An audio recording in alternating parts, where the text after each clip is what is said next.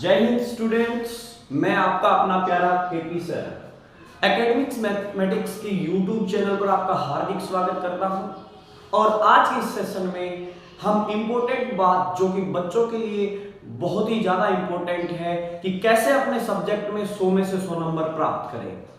देखिए, सारी साल मेहनत करने के बाद बच्चा ये आशा रखता है कि भैया हमें 100 में से 100 नंबर आए और मैं बोर्ड टॉपर बनूं, मैं जिला टॉपर बनूं, मैं हमारे स्टेट टॉपर बनूं।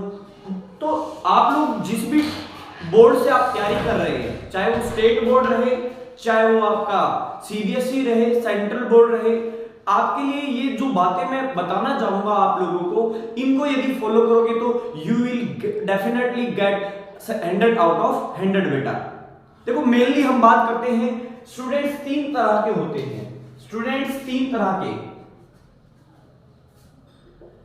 बेटा, स्टूडेंट्स 3 तरह के होते हैं। सबसे पहला काइंड यदि बात की जाए, इंटेलिजेंट स्टूडेंट होता है, दूसरा एवरेज स्टूडेंट होता है, और तीसरे जो तरह का होता है बिलो एवरेज स्टूडेंट होता है। देखिए बेटा, मैं जो बातें बताने जा रहा हूं ये तीनों ही बच्चों के काम आएंगी। ऐसा नहीं है कि मैं एक ही बच्चे को डेफिनेट कोड करके चलूं और उसको ही इंप्रूवमेंट का तरीका बताऊं। आप चाहे किसी भी सब्जेक्ट को लेके चलें, चाहे वो मैथ हो, केमिस्ट्री हो, फिजिक्स हो, चाहे आपका इंग्लिश हो, चाहे आपका हिंदी हो, यदि आप मेरी बताई हुई बातों फॉलो करोगे तो आपको डेफिनेटली 100 आउट ऑफ 100 आएगा। तो आइए जानते हैं क्या बातें हैं इन चीजों के बारे में, कैसे आप लोगों को अपने अंदर इंप्रूवमेंट दिखाना है, कैसे उन बातों को फॉलो करना है। मान लीजिए आप एक इंटेलिजेंट स्टूडेंट हैं, तो आपके लिए क्या चीजें रहेंगी बेटा। इंटेलिजेंट स्टूडेंट वो होता है लगभग जो सारे साल मेहनत करता है, बराबर मेहनत करता है, और बराबर मेहनत करने के बाद भी लास्ट में जब वो एग्जाम रिटर्न करने जाता है तो कुछ चीजें रह जाती हैं, कुछ स्मार्ट वर्क रह जाता है जो ना करने की वजह से वो 100 से वंचित रह जाता है, 100 आउट ऑफ 100 से। तो बेटा देखिए, गधा भी मेहनत करता है, मनुष्य भी मेहनत करता है। कौन ज्यादा प्रगति पर है? मनुष्य। क्योंकि स्मार्ट वर्क भी कोई चीज होती है, यदि आप लोग स्मार्ट वर्क नहीं करेंगे तो आप पिछड़ जाएंगे। और स्मार्ट वर्क का जमाना है, आपने सारी साल मेहनत की, उस पर स्मार्ट वर्क करेंगे तो आप विजयी रहेंगे। आपको करना क्या है, यदि आप इंटेलिजेंट स्टूडेंट है आपकी कक्षा के, तो आपको सबसे पहले सारी जो साल मेहनत की है उसका जो डाटा आपके पास है उसको अच्छे से रिवाइज करना है। अच्छे से क्या करना है? रिवाइज करना है। रिवीजन आप दे चुके होंगे अभी तक, क्योंकि अब परीक्षा के 10 से 15 दिन बाकी हैं, कुछ बोर्ड एग्जाम्स के और सीबीएसई के भी कुछ, ये मान लीजिए कि थोड़े ही दिन बाकी हैं। अब हम बात करते हैं इंटेलिजेंट स्टूडेंट क्या करें। अपने जो सिलेबस है उसको बेटा 2 हिस्सों में बांट लें। देखिए, कोई कितना भी इंटेलिजेंट हो, कुछ चैप्टर्स उस बच्चे के अच्छे मिलेंगे, स्ट्रॉन्ग मिलेंगे, कुछ उस बच्चे के वीक मिलेंगे। तो आपको सबसे पहले अपना जो कोर्स है उसको 2 हिस्सों में बांट लेना है। आपका स्ट्रॉन्ग कौन सा है और वीक कौन सा है? Weaker section. ओके, देखो बेटा, स्ट्रॉन्ग सेक्शन मतलब आपका पावर, वीकर सेक्शन मतलब आपकी कमी, कमजोरी।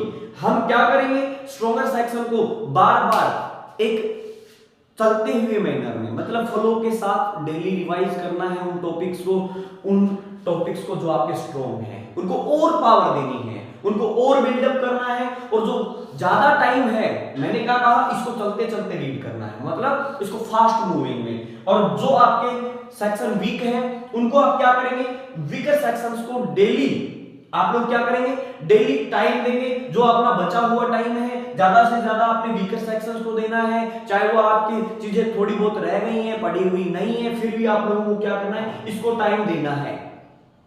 क्लियर? जब आप इसको इंप्रूव करने लगेंगे और इसको क्या करने लगेंगे, बार बार रिवाइज करने लगेंगे, तो सारा सिलेबस लगभग आपका क्या हो जाएगा, स्ट्रॉन्ग हो जाएगा। और वही चीज आपको क्या 100 में से 100 दिन लाएंगे।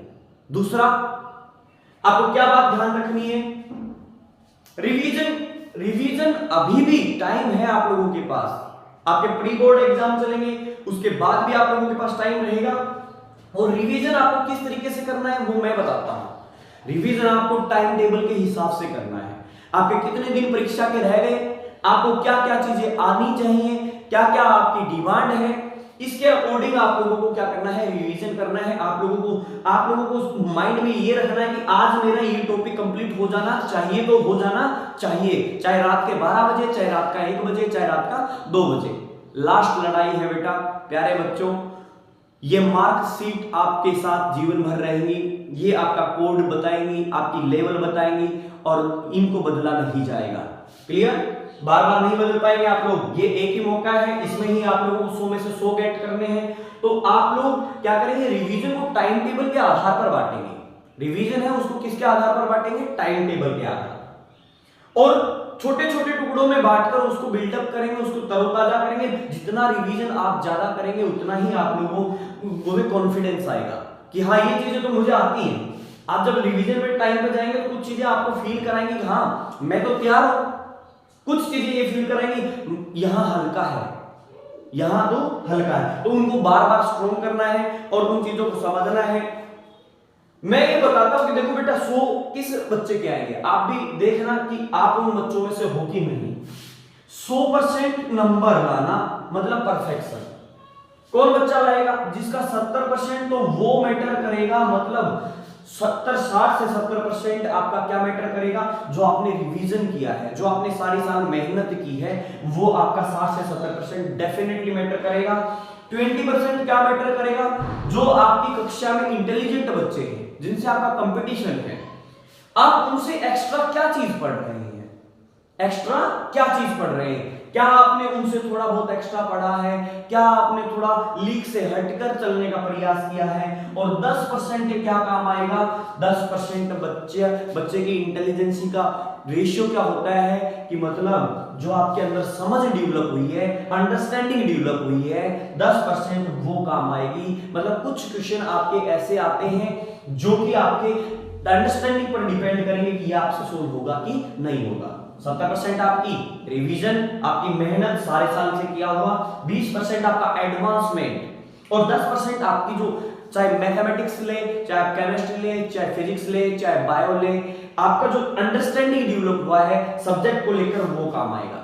यदि ये सारी चीजें यदि आपका सही नॉर्मल आप लोगों को लग रहा है कि हाँ मेरा फिट ठीक है, तो आप 100 के करीब हैं। अपनी तैयारी को और अच्छे से जारी रखें। और मैं आप लोगों को दूसरे चीज पर, अब मैं एवरेज बच्चों को बताऊंगा कि भैया एवरेज बच्चों को कैसे इंप्रूवमेंट करना है, एवरेज बच्चा कैसे इस बच्चे को कंपटीशन दे, इंटेलिजेंट बच्चे को कंपटीशन दे। एवरेज बच्चा कुछ भी कर सकता है, एवरेज बच्चा बीच में इधर भी जा सकता है और इधर भी जा सकता है, तो आगे जाने का प्रयास करें, ना कि पीछे जाने का प्रयास करें। एवरेज स्टूडेंट क्या करे, सबसे पहले जो आपके मार्केट में सैंपल पेपर वगैरह चल रहे हैं वो सभी के लिए, लगभग इस बच्चे के लिए भी, इस बच्चे के लिए भी, इस बच्चे के लिए भी, जिस भी गाइड मतलब राइटर के चल रहे हैं जो आज ट्रेंडिंग में है, आप उनको फॉलो करें और वहां से क्या करें, अपने टॉपिक्स का समझ ले कि भैया पहला टॉपिक है वो कितने नंबर का आएगा, दूसरा कितने नंबर का, तीसरा कितने नंबर का, चौथा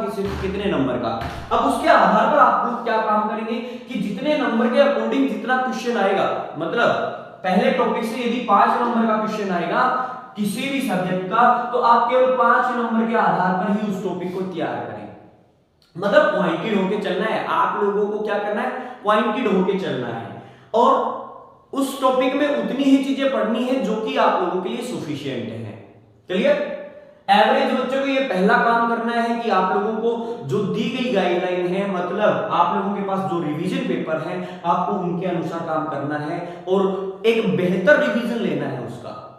और लास्ट मोमेंट तक मैं एक बात और बोलना चाहूंगा बेटा, कुछ बच्चे ऐसी गलती करते हैं, बहुत जबरदस्त तैयारी होती है मगर लास्ट मोमेंट में भी जाकर पिछड़ जाते हैं। मतलब रिटन एग्जाम है, एग्जाम को राइट करते टाइम भी आप लोगों को बहुत सारा ध्यान देने की आवश्यकता रहेगी।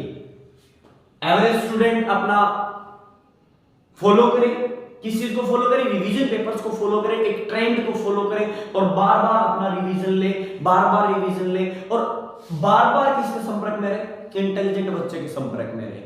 देखिए आप जो बच्चा होता है ना, वो आज के दिन इतना एडवांस है कि वो खुद रिसर्च करके रखता है कि मेरे को किस डायरेक्शन में जाना है। तो एवरेज जो बच्चा है वो इससे चिपक कर रहे, चिपके रहोगे तो भैया कुछ ना कुछ एनर्जी आप में ट्रांसफर होगी। आप इसको कोड करके चलें, मतलब इसके पद चिन्हों को फॉलो करें। जो भी आपकी क्लास में इंटेलिजेंट बच्चा है अपने टीचर से, देखिए टीचर अहम रोल अदा करता है, आपका गाइड कौन है, टीचर है। अपने टीचर से भी तालमेल बिठाए रखें। कुछ बच्चे क्या करेंगे, प्री बोर्ड एग्जाम होते ही अपने स्कूल से बंक मारेंगे सेल्फ स्टडी के लिए। देखिए स्कूल में जाने के बाद भी सेल्फ स्टडी होती है, क्योंकि नया कुछ आप लोगों को पढ़ाया नहीं जाता, आप लोगों को फुल टाइम मिलता है, आप वहां पर टाइम स्पेंड कीजिए। स्कूल में जाइए, क्योंकि वहां पे एक माहौल मिलेगा और माहौल ही आपको विजयी बनाएगा। यदि आपके घर में वो माहौल मिल रहा है तो आप ठीक है कर सकते हैं, यदि घर में माहौल नहीं मिल रहा है तो आप कहां जाएंगे, स्कूल में जाएंगे। एवरेज बच्चे के लिए 2-4 बातें। अब जो बिलो एवरेज है, जो क्लास में निकम्मा कहलाता है, उस बच्चे को भी मैं कुछ गुरु मंत्र देना चाहूंगा कि बेटा यदि ऐसे काम करेगा तो किसी की सुननी नहीं पड़ेगी, आराम से अच्छा स्कोर करेगा और अच्छे से पास हो जाएगा और मेरी बात मानेगा। तो बात करता हूं मैं बिलो एवरेज जो स्टूडेंट होता है, जिसको हम नालायक निकम्मा बोलते हैं क्लास के अंदर, उस बच्चे को क्या करना है, उस बच्चे को बेटा टॉपिक्स छाट लेने हैं। टॉपिक्स कैसे छाटने हैं, वो टॉपिक छाटने हैं जो आसान है, मतलब जो आपको फ्रेंडली लगते हैं, किसी भी विषय का हो वो टॉपिक छाट लो जो आपको फ्रेंडली लगता है। दूसरा, वो स्कोरिंग भी होना चाहिए, कि मतलब वो टॉपिक, वो जो आपका चैप्टर है वो स्कोरिंग भी होना चाहिए, वो थोड़ा आपको स्कोर भी दे और आपके साथ फ्रेंडली भी महसूस करवाए। क्लियर? और उन टॉपिक को मतलब पूरा नहीं खाना है भाई, आपको पूरा खाओगे तो पचेगा नहीं, आपको क्या करना है, थोड़ा खाना है, मगर ऐसा खाना है जो आपको फुल एनर्जी दे, मतलब जो आपको मार्क्स भी दे और आपको फ्रेंडली भी महसूस करवाए, आपको डर भी ना लगे उस टॉपिक से। ऐसे टॉपिक्स को तैयार करना है, ऐसे टॉपिक्स को छाट लेना है, उनको बार बार रिवीजन देना है, बार बार रिवीजन देना है, बार बार रिवीजन देना है। अब मैं बहुत सारी कॉमन बातें आप लोगों को बताना चाहूंगा कि बेटा ये बातें आप डेफिनेटली फॉलो करें, चाहे कोई भी किसी भी प्रकार का स्टूडेंट हो, एवरेज स्टूडेंट हो, चाहे बिलो एवरेज स्टूडेंट हो और चाहे इंटेलिजेंट स्टूडेंट हो, ये गलतियां ना करें। पहली चीज ध्यान में रखें, become a exam character. Exam character, आपको एग्जाम करेक्टर बनना है, आपको एग्जाम स्कॉलर नहीं बनना। स्कॉलर, एग्जाम स्कॉलर नहीं बनना है कि बहुत सारी नॉलेज अटेन करनी है आप लोगों को और आपको नॉलेज ही चाहिए, नहीं, आप लोगों को क्या चाहिए, एग्जाम पैटर्न फॉलो कीजिए। आपको एग्जाम क्रैक करना है, आपको एग्जाम में 100 में से 100 लाने हैं, तो आप एग्जाम फॉलो कीजिए। क्या फॉलो करेंगे, आपके जो प्रीवियस ईयर पेपर है, जो आपके प्रीवियस ईयर पेपर है, पीपी है जो आपका, वो आपको बताएंगे कि आप लोगों को किस डायरेक्शन में काम करना है। मैंने क्या बोला, पहला, ये गलतियां ना करें, ये गलतियां ही आपको 100 में से 100 दिलाने से पीछे हटाएंगी। एग्जाम करेक्टर बने, एग्जाम स्कॉलर ना बने, मतलब अकॉर्डिंग टू द पॉइंटेड चले, मतलब आप लोगों के जो डिमांड्स हैं एग्जाम के उसके अकॉर्डिंग चले। अब नॉलेज लेने का टाइम नहीं है। क्लियर? दूसरा, ये गलती यदि जो बच्चा करेगा, अगली बात क्या ध्यान रखनी है बेटा आप लोगों को कि एग्जाम का थोड़ा सा आपको पैटर्न समझ में आना चाहिए कि एग्जाम कैसा रहने वाला है आपका। और एग्जामिनर मेरे अकॉर्डिंग 3 पोर्शन होते हैं, जब भी आप एग्जाम देने जाते हैं 3 तरीके से एग्जाम सेट किया जाता है। पहला तरीका होता है एक्टिव, दूसरा पैसिव और तीसरा होता है एक्टिव प्लस पैसिव। क्या होता है ये एक्टिव, पैसिव और एक्टिव प्लस पैसिव, जानते हैं। एक्टिव एग्जामिनर मतलब एक्टिव एग्जाम वो होता है जिसके अंदर सारे क्वेश्चन क्या मिले, आपको नए मिले। दूसरा पैसिव एग्जामिनर क्या होता है, पैसिव एग्जाम क्या होता है, वो एग्जाम जिसके अंदर आप लोगों को प्रीवियस ईयर पर आधारित क्वेश्चन मिले। और मैं कहता हूं कि आज का जो ट्रेंड है, जो mostly the examiner follow by the trend, कि आपका एक्टिव प्लस पैसिव वाला पार्ट है, मतलब कुछ आपको नए क्वेश्चन मिलेंगे, कुछ आपको क्या मिलेंगे, पुराने क्वेश्चन मिलेंगे, आपको प्रीवियस ईयर क्वेश्चन मिलेंगे। तो मतलब आप लोगों को ये नजरअंदाज नहीं करना है कि आप लोगों को प्रीवियस को भी नजरअंदाज कर दें और नई चीजें जो आप है वो ना सीखें। यदि आपको 100 में से 100 गेट करना है तो आपको एक्टिव प्लस पैसिव दोनों बातों पर क्या रखना पड़ेगा, ध्यान रखना पड़ेगा। अब गलतियां जो होती है बच्चों से, जो आपको बहुत जबरदस्त तैयारी होने के बावजूद भी आप लोगों को 100 में से 100 से रोकती हैं, वो गलतियां मैं बताने जा रहा हूं, वो बिल्कुल भी ना करें। उन पर कैसे ओवरकम करेंगे, मतलब वो क्या नेचुरल है, सभी में आएंगे। यदि मैं भी कोई एग्जाम देने जाऊं या कोई अदर पर्सन भी एग्जाम देने जाए तो वो स्वभाव है, नेचुरल है, वो आएगा। मगर उन पर ओवरकम कैसे करना है, यदि आपको थोड़ा बहुत गाइडलाइन मिल जाए तो आप ओवरकम कर सकते हैं। पहली चीज प्रेशर। प्रेशर वो चीज है जो आपको जब भी एग्जाम में बैठेंगे तो आपके पास आएगा और आपके जो किया हुआ काम है, आपकी मेहनत है, वो चुरा ले जाएगा।